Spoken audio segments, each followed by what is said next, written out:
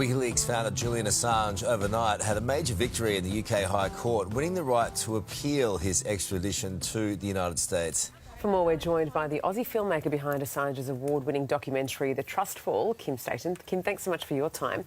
What were you expecting from this court? Did you expect that it would rule in his favour? Yeah, I think most people that are informed on this issue were expecting this outcome because the assurance given by the US in regards to whether Julian would have free speech protections if tried in the US were not sufficient. They simply said in a 3-page document that he could seek to apply and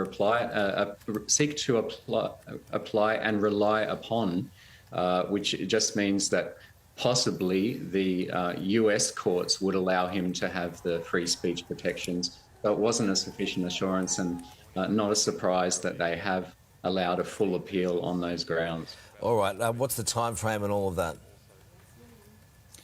Well, usually, from what I understand from lawyers, is that this would take around 6 months, this next appeal.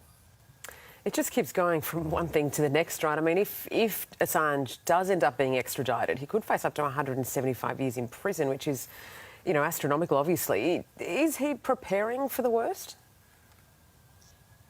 I think he's been preparing for a long time, but it's an absolutely daunting prospect to be extradited into the hands of the people that plotted to assassinate him and have been pursuing and persecuting him now for 14 years of arbitrary detainment in one form or another.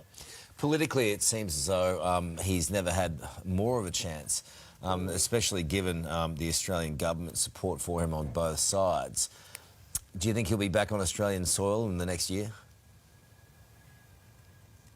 Yeah, look, all supporters are very hopeful of that. We made the film The Trust Fall Julian Assange to raise awareness because we do believe that it's possible for Julian to be freed. This is not a legal battle, it's a political battle, and it will be solved by public pressure, and we need public awareness for that to happen. It is encouraging to have, for the first time, an Australian Prime Minister Albanese saying things like enough is enough and it should be brought to a conclusion, but what we really need is an outright call for his immediate freedom.